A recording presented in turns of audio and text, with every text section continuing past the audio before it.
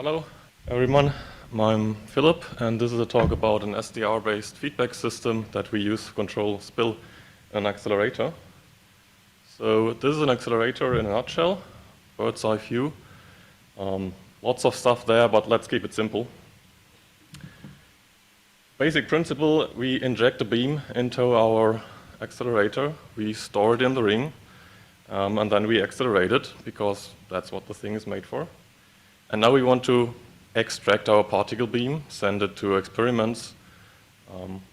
And in order to do that, we need two very important devices. One is an RF exciter. That is a device where a radio frequent electromagnetic field acts on the beam and controls it. And then down there, we have what we call septum, and that separates the circulating beam from the beam that we extract. So if we use an RF signal, send it to the exciter, and excite the beam, then we get some of it out, and this is what we call a spill. Now we also have particle detector there in the extraction beamline, a spill detector, so that we can measure how many particles we extract from the ring. And so in order for this whole system to work, there are basically three things that we need. We need to generate RF signals, that is kilohertz to megahertz range. We have that detector that produces pulses for each particle. We need to process and record these detector signals, that is pulses in a few nanoseconds. And then the third thing, we want to have a feedback system that controls the RF signals for the excitation based on the measured detector signals, so that we can maintain a constant extraction rate.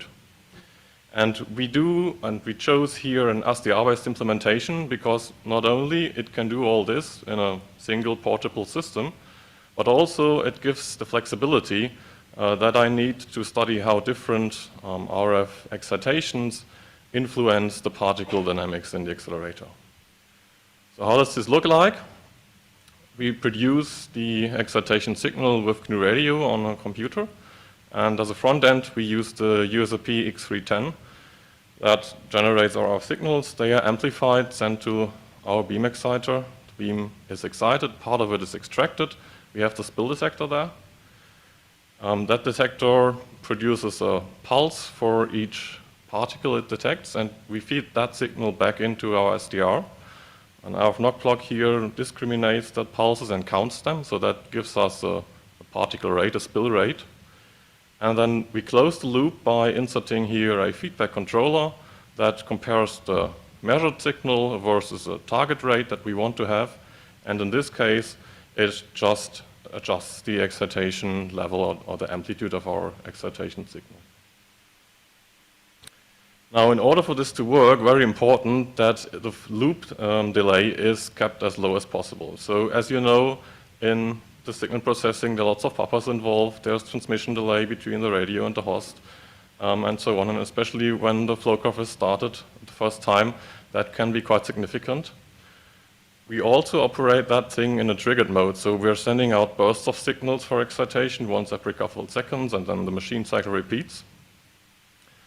So a few measures that we did to reduce the system delay. We're using these breaks in between our excitation signals to flush all the buffers and reduce the delay. We're using things like real-time scheduling, PCI connection, etc. And overall, we achieved a delay, just considering the SDR system, of 1.3 milliseconds, which is already very good for our purpose. So how does that actually look like? This is a measurement recorded with this SDR. So you can see a typical spill here over an extraction period of 20 seconds. In the upper plot, this is the spill rate, so number of particles per second. And typically, without a feedback system, there's a huge drift.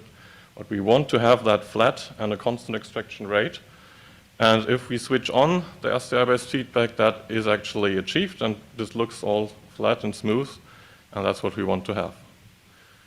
You can find the flow graphs and the out-of-tree module for this application on our Git repository. And if you're interested, I'll be happy to talk to you about it and to learn from your expertise in the field. Thanks.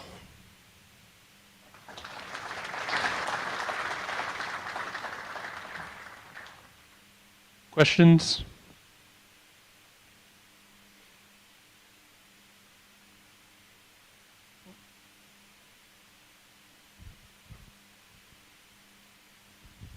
Hi. What, in your experience, was the biggest contributor to lowering latency out of the things that you tried? It was definitely this flushing of the buffers in between the bursts that we send out. Thank you. That's a huge difference, yeah.